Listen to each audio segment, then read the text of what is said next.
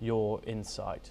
Now, up next, in an exclusive interview, my colleague Megha Sharma, Senior Executive Editor of NewsX World, had the opportunity to speak with Nobel Laureate Professor Jack Szostak.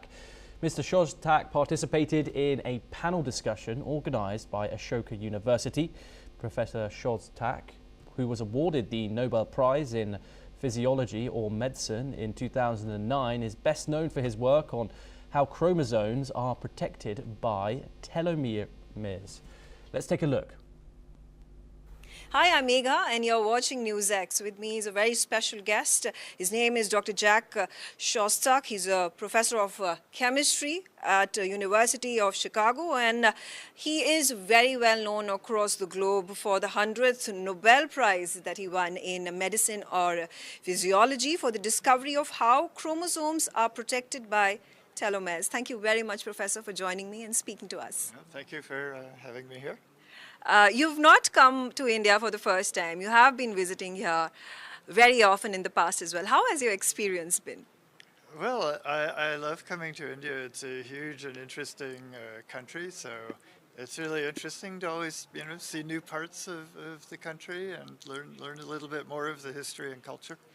This time around, you've come over here for a panel discussion that has been organized by Ashoka University. Could you tell us more about what is the subject that you would be talking about? About the panel discussion? So this is mostly about the state of science and technology support globally. So both India and how that compares and contrasts to science funding in other countries. Absolutely. The coveted Nobel Prize that you are renowned for across the globe. If you could tell us more about the research that you conducted in 2009 and how long did it take for you, and a little bit about what transformation it has brought in the world of biology and chemistry. Yeah, so the work that led to the Nobel Prize was a collaboration with other scientists, Liz Blackburn and Carol Greider. Actually, my role in it was mostly in the 1980s, so it took quite a while for the work to develop and be recognized. What we discovered was something about the ends of chromosomes, which are very long DNA molecules, and those ends have special roles to play, and it turns out that it's an important part of both aging and cancer. So it's helped us to understand some of the things that contribute to both aging and cancer. Also, have you had a chance to interact with students here in India, and students particularly studying medicine?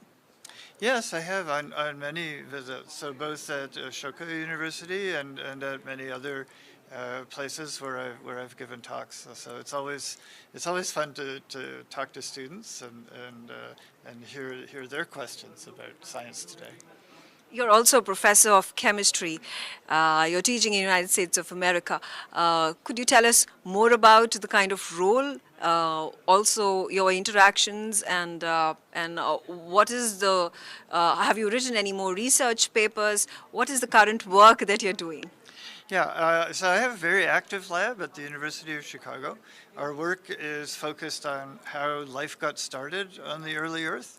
So it's a problem of how the chemistry of our planet when it was young led to the emergence of biology. So that breaks down into many very fascinating questions. So yeah, it keeps me and my students really excited all the time. What is the one message that you would want to give, particularly for those who continue to strive, yes, for the Nobel Prize, but that's not the end game. That is something that is a bonus to the kind of perseverance, time, energy that you deploy when completing your research. Yeah, I would say, it's a mistake to go after any kind of prize, because what really should be driving scientists is their curiosity about how the world works, trying to solve sometimes specific problems, and just increase our understanding of the world. And if you just follow your curiosity, Then if you're lucky, that can also lead to things like the Nobel Prize. Yeah. In the coming future, any possibility of making more trips to India, and particularly if you have gotten the opportunity to sightsee, go to touristic spots across our country? Yeah, I will definitely be coming back. And in fact, I recently agreed to give something called the TNQ lectures. It's a very prominent lecture series that takes place in several different cities. So I'll be doing that in, I think, 2028. But I usually come back once or twice a year. That's fantastic. Thank you very much, Professor Szostak, for joining us, speaking to us on NewsX, and a grand, warm welcome for you here in India once again. Thank you very much. It's nice talking with you. Thank you. Well, that's all that we have time for this hour. Keep watching NewsX World for more international updates. Thank you.